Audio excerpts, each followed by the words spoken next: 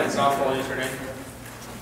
But one of the signs I'm getting older and playing on the team is that every time something goes wrong, they always walk up to me and go, "Are you the coach?" Every time. Somebody has a meeting with our team, "Are you the coach?" "Why do you assume I'm the coach?" It's not old compared to all of you guys. That's what I think it is. They're like, "Well, you look like you're barely getting around in there." Yes, it's good to see Bob and Larry again. What's their names? I know. The Empires, Bob and Larry. They're pretty stuff. Sure, it wouldn't be the first one, sadly. It's good to see Bob and Larry again. Spent the week at Disneyland. All right, let's take a look. Last week was Joshua 7, and we talked about the failed assault on Ai by the children of Israel. And both of the points that we dealt with last week, we dealt with the dangerous assumptions, we dealt with the danger of buried sin, and we talked about sin in the church and how the church really needs to be a place for people to be able to come and be honest about what's going on and not feel like they're not welcome because they have sin in their life. And we talked about how buried sin in our lives, stuff that we just kind of keep pushing down further and further and further, will rot us from the inside out and destroy us. And the danger of assumptions that we do. We make a lot of assumptions. We make assumptions for God a lot of times. Oh, God wouldn't want to do that. Or God would never be able to pull that off. Or God's not interested in that. And we make a lot of assumptions. And we have to be very careful to not just sort of assume that God would or would not do something. And we talked about how they ran up and they rushed into the fight with Ai thinking that it was going to be no big deal. They didn't really consult with the Lord, His plan. They didn't talk to God about what He wanted to do. They just made an assumption. And we talked about those things last week, and we dealt with them. And then this week, we're going to re-attack Ai, now with God on our side. And we're going to take a look at Joshua chapter 8. I'm not going to read the whole chapter today because the length of the chapter is a bit much to try to accomplish. So what we're going to do is we're going to talk about the basics, and then in the end, we'll just paraphrase how the battle itself goes. But it starts with, "Now the Lord said to Joshua, do not be afraid nor dismayed. Take all the people of war with you, and arise and go up to Ai." The reason I underline that is I find this to be a very interesting transition. Because what has happened was Achan had taken the stuff from Jericho and had buried it under his tent. He had sinned against the Lord. His sin had caused this massive issue for the children of Israel, so they were not able to defeat Ai, whether they would have or not. Without the Lord's blessing because of the sin that came. And so you have to ask yourself the question is, why would Joshua be worried? Because apparently he was, because God says, no, don't be afraid. But it makes sense that Joshua would be worried, right? Because he had no idea of the sin that they had in the camp. He had no idea what was going on with Achan and his family. And so for Joshua, he remember his assumption that God had left them to die, that God didn't care, that God didn't want them to have victory, that God wanted them to be wiped from the earth. Because he didn't realize God's reasoning was the sin and the unrighteousness in the camp, the unholiness of Achan's actions were the problem. And so now Joshua is going to go re-assault Ai with the children of Israel. And God starts it with, now don't be afraid and be worried. Because you would think for a leader like Joshua, you need a little encouragement now, right? You'd have to be, there's no sin. Right? Remember what happened last time. And Achan had it so well buried and had smuggled it out of Jericho so well, Joshua was thinking, we're good, right? We're sure. Everybody's clean. Everything's taken care of. Everything's good to go. And then God makes a very swift transition, in spite of the disobedience of the children of Israel, to kind of get back on point. You notice that even though Achan's sin was bad enough that it allowed unholiness in the camp, that they weren't allowed to defeat Ai, even though they had massive number advantage. They weren't allowed to defeat. But God just right away, as soon as they deal with the problem, God puts them right back on point. As soon as they deal with the issue, they're right back on mission. And sometimes it helps if you take a look at the children of Israel as a single entity, and not just a massive group of people all dealing with each other's individual things. When you look at it as a single entity, or you look at it as though it was one person, what you have is you have this group of people who who are acting as one unit before the Lord. They are God's chosen people, and they're acting as one unit. And they took the time, they went through the process of ridding themselves of the unholiness that they were dealing with. And as soon as that was dealt with, as soon as they basically admitted their sin before the Lord, they dealt with their sin before the Lord, they were forgiven and back on point.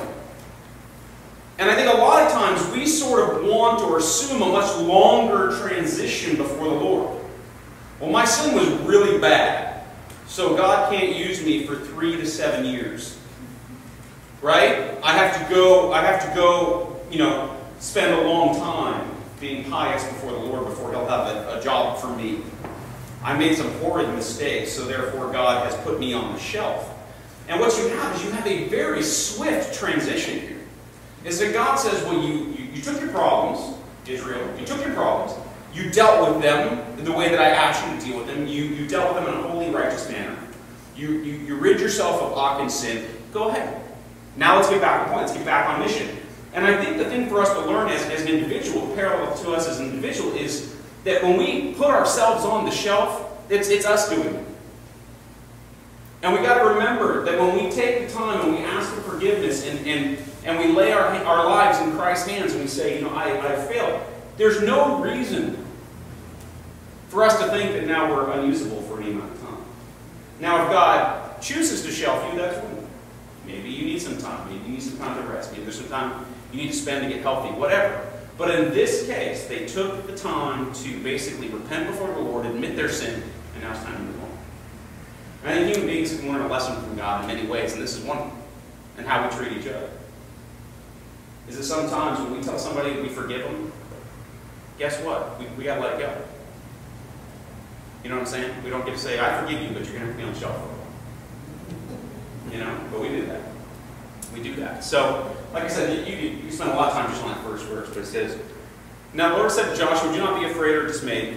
Take all the people of war with you, arise and go up to Ai. See, I have given into your hand the king of Ai, his people, his city, and his land. And you shall do to Ai and its king what you did to Jericho and its king. Only its spoil, its cattle, you shall take as booty for yourselves. Lay an ambush for the city behind it. Now, God basically presents them with the mission objective, right? Which is to what? Take possession of Ai by ambush. Right? That's what he tells them. He tells them to do what you did when you get there, what you did to Jericho. That's it. That's all he tells them. He says, Joshua, I want you to go take possession of Jericho. of Ai. And then do to Ai, which did Jericho, and do it by ambush. That's it. Mission objective. Simple. Very clear. So we go into the war room. So now Joshua is going to sit down and give them the plan that he has developed. All right? So Joshua gives them the plan. This is how it goes. So Joshua arose, and all the people of war to go up against Ai. And Joshua chose 30,000 mighty men of valor and sent them away by night. And he commanded them, saying, Behold, you shall lie in ambush against the city, behind the city, and don't go very far from the city, but all of you be ready. Then I and all the people who are with me will approach the city, and it will come about when they come out against us as the first, we shall flee before them. For they will come out after us till we have drawn them from the city, for they will say, They are fleeing before us at the first, therefore we will flee before them. Right? So what you have is you have a we must fight to run away. That's the plan. Why? Because they're going to use the past experiences of Ai's defeat of the children of Israel against them. Because remember what happened in chapter 7, right? They rose up to fight, and as they began to realize they couldn't win this battle, they ran away. And when they ran away, Ai came out after them and slayed them actually in retreat. Actually killed the children of Israel in retreat was actually where they lost the men at the battle of Ai. So Joshua is well aware of this. So he's going to use this as a part of it, as a part of this plan. And those of you guys who don't remember the Jack Sparrow line, maybe you remember Shock and Run. That's what this is. Come on, seriously? Nobody? Shock and Awe? No? You guys need to read words. Alright. It says, Then you shall rise from the ambush and seize the city, for the Lord your God will deliver it into your hand, and it will be, when you have taken the city, that you shall set the city on fire. According to the commandment of the Lord you shall do. See, I have commanded you. Okay, so now, in the war room, in the explanation amongst the leadership, Joshua gives them the methodology. Right? In the beginning was the mission. The mission was to do what? Take possession of Ai by use of ambush. That was the mission. Joshua develops the methodology for how he's going to accomplish the mission that God put in front of him. There's a huge difference between the two. So on one hand, you have God's mission. On the other hand, you have the methodology that the children of Israel use to take control. So a series of maneuvers that use past successes of Ai against them, culminating in a divide and conquer strategy with minimal friendly casualties. That's the plan. The methodology is simple. They're going to run after us again. Why? Because they saw so much success in doing it. First, in human nature is, when you see success, copy it. Right? Everybody always says about in the NFL, it's a copycat league. If somebody wins doing something, guess what everybody's doing next year? What the team that just won did. We like successes. We want to repeat them. So for Ai, they defeated Israel. Now, the rumor of Israel's power has come to Ai. They know. And they know they defeated them, so maybe they think in their heads, well, we have a plan. We have a strategy. We have the way to defeat Israel. Wait till they run away and shoot them in the back. That's the plan. And it worked. So, Joshua is going to use that against them. So his methodology takes into account what's going on in the community around them, what's going on in the situation, what's human nature, strength, and opportunity, and the fact that God already said the battle's won. Right? Joshua takes all that into account, the methodology. And then it says, Joshua therefore sent them out, and they went to lie in ambush and stayed between Bethel and Ai, on the west side of Ai. But Joshua lodged that night amongst the people, which is just a way to bring comfort and encouragement. Then Joshua rose up early in the morning and mustered the people, and went up, he and the elders of Israel, before the people of Ai, or before the people to Ai. And all the people of war who were with him went up to draw near, and they came before the city and camped on the north side of Ai. Now a valley lay between them and Ai, so he took about 5,000 men and set them in ambush between Bethel and Ai on the west side of the city. And when they had set the people, all the army that was on the north of the city, and its rear guard on the west of the city, Joshua went that night into the midst of the valley. So what you have is we trust God with the mission as we carry out the methodology.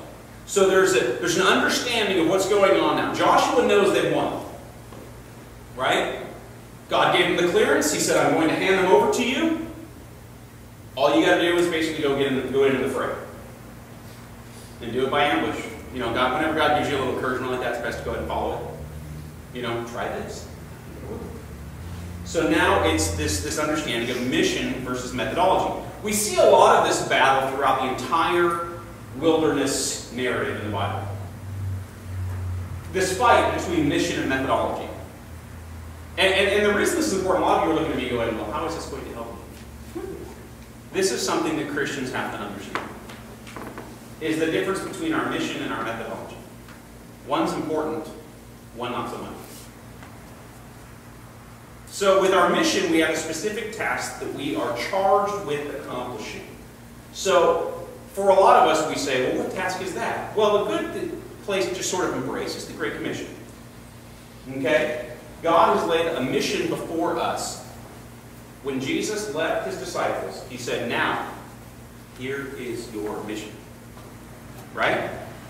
He doesn't say, now, go do this. Start a church, get a good speaker, make sure the worship leader is inspired by the Lord, make sure your offering guy is snappy, make sure you start at 10 a.m. on the dot, make sure you have a divine women's ministries, make sure that your church is very catchy to the eye. You want a very nice contemporary feel, unless, of course, you're in an area where old school is relevant.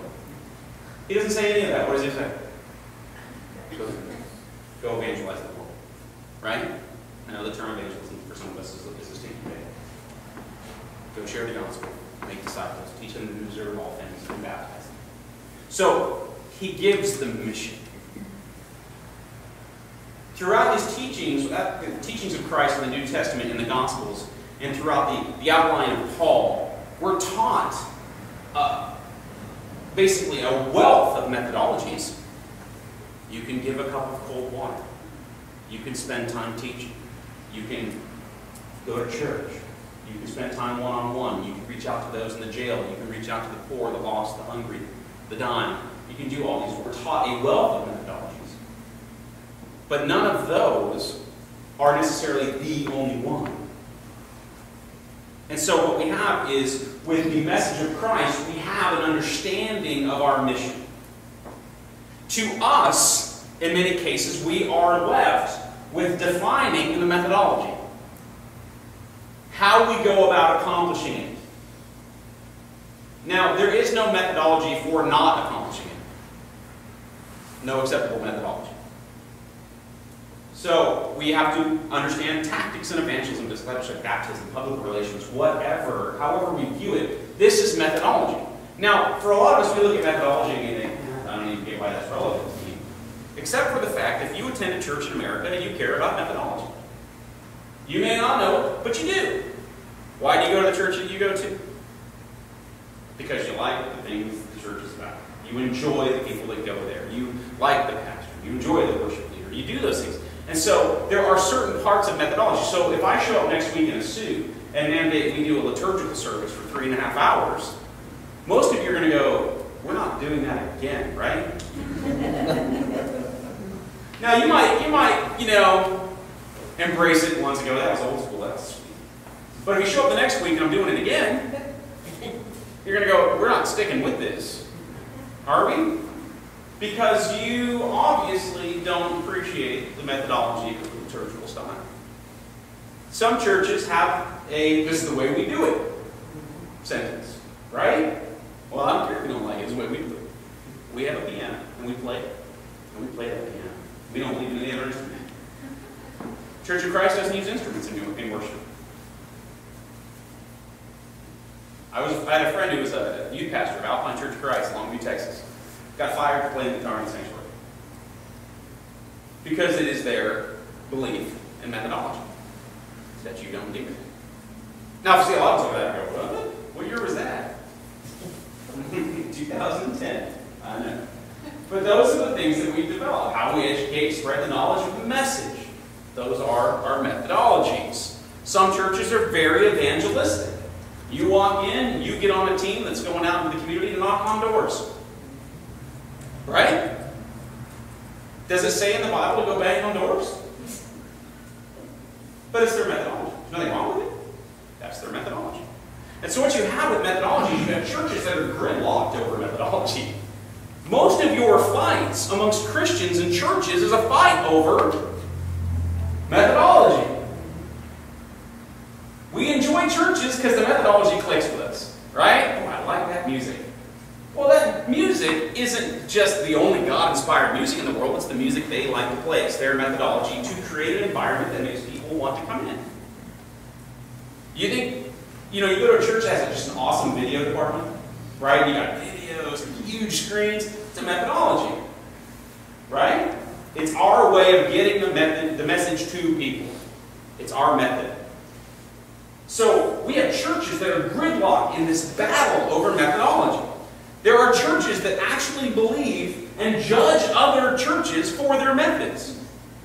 We sit there all the time and do that, right? Why are you judging that method? Why don't you like us? Well, we don't like what you do. Or we don't like how it's done. We have churches that think their method is the only method. Right? Well, if you don't do it our way, you're not God-inspired. No doubt about that. Your pastor doesn't dress up, he's not inspired.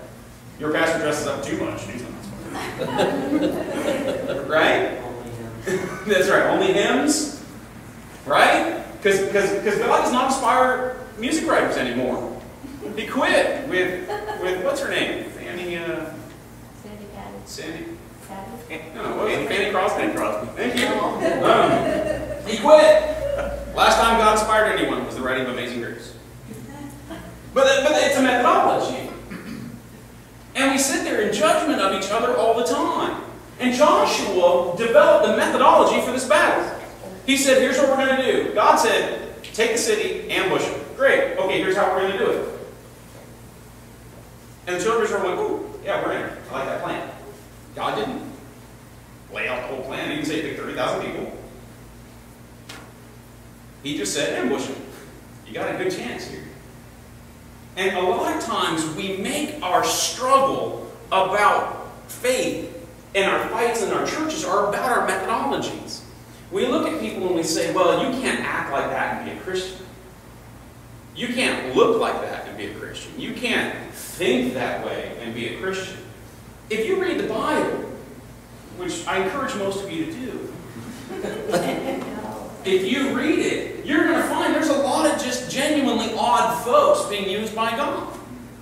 People with some weird quirks and habits, ideas, right?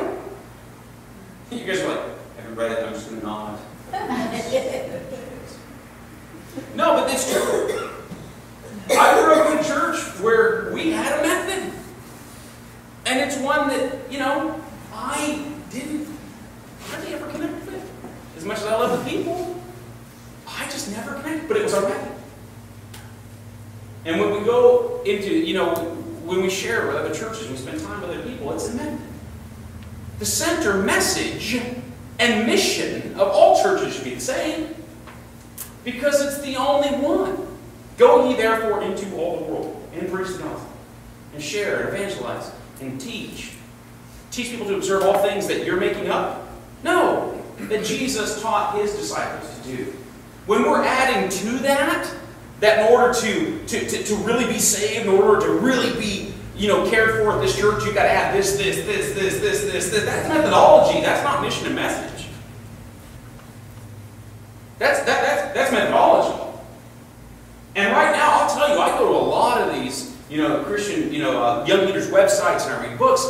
That 99.9% of everything that's being written now is on methodology, not mission, and certainly not message. I see so many people that are compromising the truth of the message of Jesus Christ because it doesn't fit with their methodology. If your methodology is, we love everybody here and everyone's welcome, and you know what, you're no matter what, you can hang out, you can do whatever you want in the sanctuary, it's great. Well, that's going to create a problem at some point with the message, right?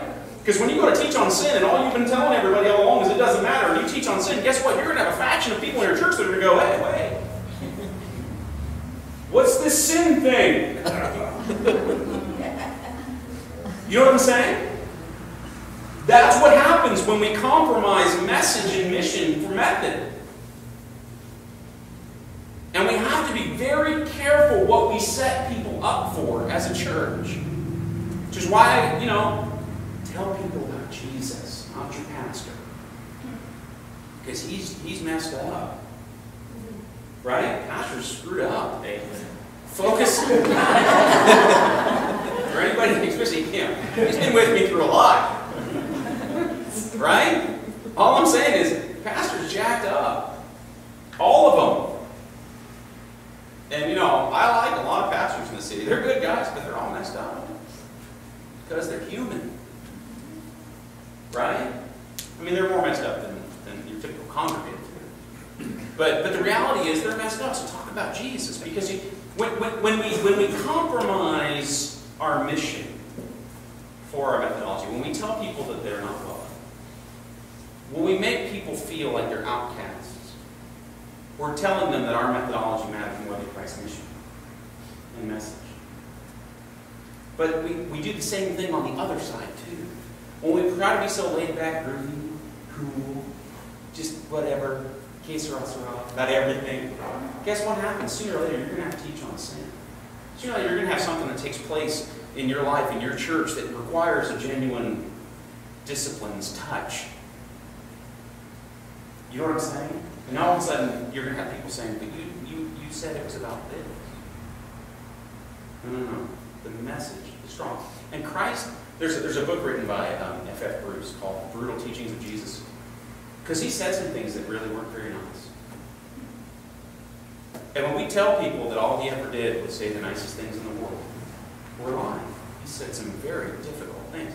Because the disease of Christian niceness and truth are not the same thing. So be careful that we don't elevate methodology. And in our fight over methodology, it often keeps us from the necessary battles required to accomplish our mission. A lot of our churches are paralyzed in methodology. We don't know what to do. We don't know how to do it. Except that it's a very simple mission and a very simple message. But often we wage, or we fight, or we battle. We have church-on-church crime that's going on all over the world. We have Christians fighting Christians. It's a political year, which is always my favorite. Christians just start punching each other. You know, we do. We have the little political Christian. You know, you're an old school fundamentalist. You know, because we start thinking all this other stuff matters to our mission, right? Who the President of the United States is does not matter to the mission of the Christian church. You get that, right? If the President of the United States takes away your ability to function as a nonprofit, does that affect the mission of the church? No. If the President of the United States takes away the right for you to preach the gospel and teach the gospel in the open air and talk to each other, does that stop the mission of the church? No. Does it change the methodology? Yeah. Yeah, it does, right? You can't do a little, Christian bake sale anymore. If you're going to go to prison, you're probably not making brownies. It changes the methodology. So what matters, mission or methodology? Mission. Always. Every day. Always. That's it. You guys are all like, oh, it's over. No, it's not. You're like, that's it. But that's the reality of it. When methodology can be changed by your circumstances, it is not the centerpiece. It's not. Mission cannot change whatever the circumstances may be. If you go on the forward mission field, you find out it's about mission, not methodology. You will see, when I was with Tony Freitas in Tanzania a few years ago, and I'm standing in this dung church, right? It's a dung hut that they build out of sticks and they just cover it with poop, right? You say poop church. My method is no poop church. And we're in this little church, and there must have been, I don't know, 200 people crammed in there. I'm just crammed in this thing. The sanctuary is like half the size of this, that length, but half the room. And they are just crammed in there. Not one video screen. No PA system. Right? Pastor was way overdressed. Huh? No lights. Yeah, they just moved some of the patch back. Spotlight. It was, and you know what they were doing? Not one musical instrument. Yet they danced, and they sang songs, they jumped up and down this high front. And it was amazing. You know what I'm saying? And every night at midnight, they would gather around the fire there, and it got dark after the kids had finally fallen asleep, and the women would come out and they'd start singing music around the fire, worship songs. And then the women would go to bed, and the men would come out and sing worship songs. So is that praise and worship? Yeah. Would that methodology work here? No. You know what I'm saying? But it works there. Why? Because it's about mission. It's about mission. It's about Jesus. They'll come from miles they'll walk to go to church. Just spend time worshiping and praising God. Because it's about mission. Methodology, it's wherever you are, whatever you're doing. Stay focused on the necessary battles so that we can accomplish our mission. If we don't focus on those daily moments with people, we miss the point. If we're waiting for our churches to organize and tell us what to do, we're missing the point, because the mission was not to the church, the mission was to the body of Christ, which is all of us. Everybody in this room, when you said yes to Jesus, you signed the bottom line to go fight the mission. You might not have read it carefully when you signed it, but it's in there. And now you know that that mandate was to each of us as individuals. And when I hear people say, well, there's no way to skirt that value in the New Testament. There's no way to get around it. And so when we look at our mission, it should be every day of our lives of focusing on that accomplishment. And not worrying about tactics and styles. And some of that stuff's fine. But like I said, everything now that's being written is about methodology. Here's how you win the loss. Or you live your life with such enthusiasm for Jesus Christ that somebody notices. And then they start talking to you. You know, what Jesus tells you to do. That's a good methodology. And learning that. And we need to not be so caught up one of the things we do is we get so embroiled in this specifics of methodology, in how we do it. If we do it this way, it'll work. That church believes that their way is the only way. But at some point, we have to understand that God is not concerned with the specifics of methodology. That He's concerned about the integrity of the message and the objective of the mission. Would you ever teach a child to do karate by doing wax on? No. But it worked. Now, here's the thing. We've all seen The Karate Kid. If you haven't, when I was in line at Disneyland, it says you have to be 42 inches tall and run a ride. Right? I'm standing there with this guy. I got Marcus with me. I got my friend Marcus. The guy looks at me. He goes, "What is that? 3, 4, 5 feet?" 3 to 4. Dude, give me your man card. Right? I mean, I was a little bit appalled about that as a man. Right? So if you haven't seen Karate Kid, I'm a little concerned about you as an American. But here's the thing. Huh? Or the Jackie Chan one, that's fine.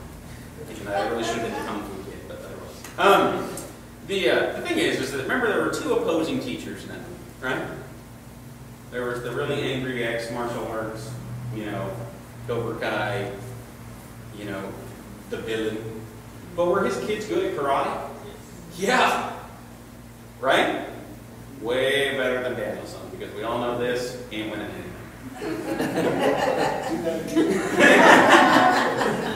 So the reality is this. So what exactly was Mr. Miyagi teaching me? To be a better person. To have balance in his life. That was the mission of karate. The methodology didn't matter. Both kids knew karate, right? Right? When Johnny swept the leg, he knew what he was doing. He was good. But deep inside, he was rotting because it was more about the method than the mission was to make a better young man. So we have to remember sometimes that when we fight over specifics on how we do it, we're missing the point of what the actual mission is. And that true Christian people look a little different maybe than what we think they should look like, or what we find to be an approved look. And you know what? You might find some amazing Christian people that talk in a way that you deem rough. It's a method. You're going to hear things sometimes that make you go, I don't know, I'm struggling with them about their faith. The mission is to teach and disciple and to evangelize the world. And one of the things I heard a few weeks ago that just blew me away was a man made a comparison between those who were lost in the tornadoes in Tuscaloosa to those who were lost in the tsunami, to those who were unsaved now. And it was amazing. He talked about lining them up, toe to heel, chest to back. And how many people on earth right now are not saved? And he said, if you line them up, toe to heel, chest to back, right? Straight line. So they are snug. It goes around the equator 37.5 times. That's a lot of people. Right? The mission is the focus. The method is whatever you choose. Don't fight over it. Don't fight over it. Don't get caught up in what you deem an unacceptable method.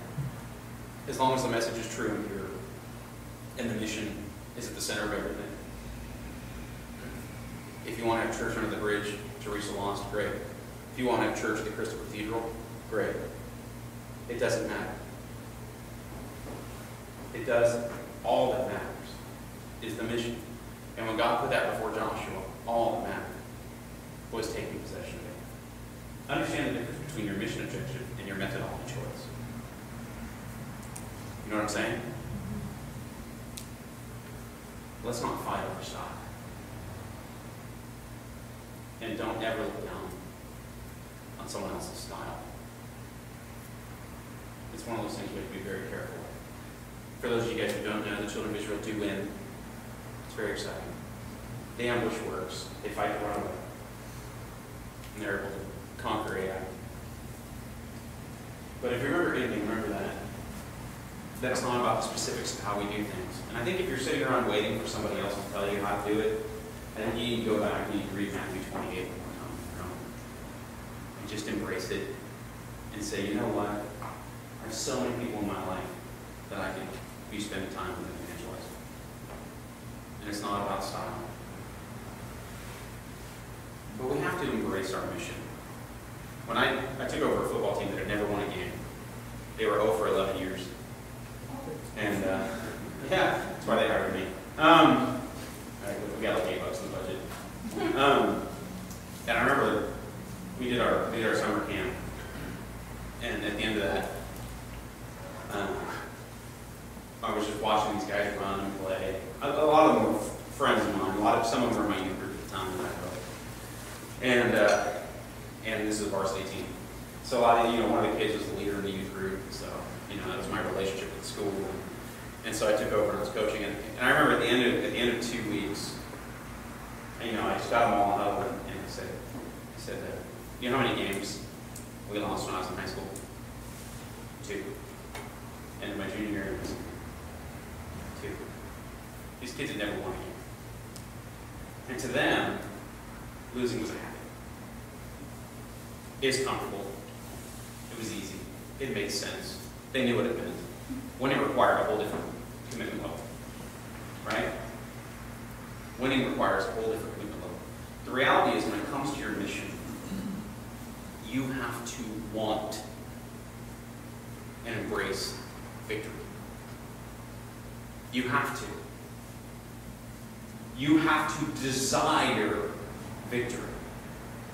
Because for those guys that walked up in this ambush, that walked up at the front door and in the doorbell ditch on AI, and turned around and ran away, guess what? They were risking their lives. They were risking their lives. Joshua was with them. That's why he went down there and stayed with them. They had to embrace this because they remembered the past. They remembered just a few days ago when they got whooped by AI. And so for us, we have to embrace our mission and want to win. And be passionate enough to put the effort in. But for a lot of us, I think that's sort of that stale kind of, low movement apathy that kind of is sweeping through the church, the moral relativism, the sort of like whatever. It's corrupting us to a point where we're looking around going, I don't know why we're not winning. I feel like I'm trying. But we're not. And we had this kid named Dustin on the team. Dustin was a giant. Right? He was a sophomore in high school and he was like 6'3.5", but he was like 280 pounds. He was 15. I mean, he was huge and lazy. I was like, dude, you could block half the parking lot if you chose to. He's like, I know. And so finally one day in practice, I put it, he was in his little stands and he was just getting whatever. So I got that. And I was like, all right, block me. I'm not wearing a helmet or anything. And he's like, are you serious? I was like, here's your chance. Show me how good you are. And he's like, okay. So he got all really tough with me. So when he came out of the snap, I put my hands up under his shoulder pads, I picked him up, and I dropped him back down on his head. I was a little younger. Now if I did that, it'd take me about 3 weeks to recover.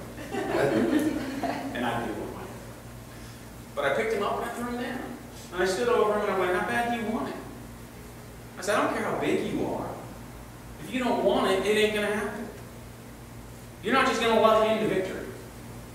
You're not. You have to want it. And if you can't beat a dude without a helmet on a football field, you shouldn't be out there. And I think for the church, we have to get that desire to win it. Right? To win souls, it has to be a part of our desire, our mission. We have to want it. But I don't know what it takes to get to want it. On a football field, you can just throw a kid around until he gets so mad he wants to kill you. In church, I don't know how that works spiritually. You know what I'm saying? Like, I don't know how you just, in church, without people starting to question your method. But the reality is we have to want it so bad that it happens. We have to not accept losing. You know, that's why sports always make such a great parallel spiritually. Even if you don't like sports, you have to accept that. Because there's a constant struggle and a battle. You know, and Dustin turned out to be a pretty good football player by the end of the year. Because I just kept embarrassing him in practice. You know, and around him, he did that now, though, probably in trouble as a coach. But back then, he worked him around a little bit. But the thing is, if you're not willing to embrace the mission, then you're going to spend the rest of your life questioning everyone else's methodology. Because to you, it's going to be about methodology. Why aren't we being successful? Because we're not doing the right things. No, that's not it. That's something a lazy person deals with. Someone who's out there fighting every day and trying to win couldn't care less about methodology. Because you're just trying to win the battle that's in front of you. But if you're not engaged in the battle, guess what you get to do? You get to stand back here and question methodology. Oh, that's not right. That's just stupid. That's a bad idea. Ooh, they're a really good church. Ooh, there. But you see what I'm saying? But if you're in the fight, are you really that stressed about the rest of the methodology? You think those guys at the door that were like doorbell ditching AI, like run? You think they were like, you know, what's Dave doing down the other line? No, you're just trying to avoid spears. But that's what happens. And I think if you find yourself consumed with style concerns and methodology concerns, it's probably because you're not actually fighting. Because I think all of us really want methodology to be our victory. And I tell people all the time, you are not allowed to live vicariously through your church. What I mean by that is this. I know so many people that claim their church's victories as heroic. Right? They're like, well, we saw 8,000 get saved last year. Like, how many did you leave the Lord? I go to a church that had 8,000 people get saved last year. How many did you invite to church? 8,000. God's not going to go, well, you went to a big church. That's what you didn't hear. You chose wisely. You know what I'm saying? I love baseball. Individuals. It's an individual sport wrapped in a team. Church, individual sport wrapped in a team. It's how you function in the mission, not how the methodology is embraced. Be very careful that you don't find yourself too enamored by methodology and ignoring the mission. It didn't matter what they did to AI. God gave them the battle. It was over. Focus on the mission. Get in the fight. Want to win. Want it. Don't accept 35.7 times around the earth people going to hell. Don't accept it. Don't be okay with it. Don't ignore it. Don't be apathetic. Go ye therefore into all the world and preach the gospel. Evangelize, disciple. You know, it's something that you have to embrace. It's something that has to be a major part of your life. You have to want to take as many with you as you can. Make your life mean something to a group of people eternally. That's the best way to go out, isn't it?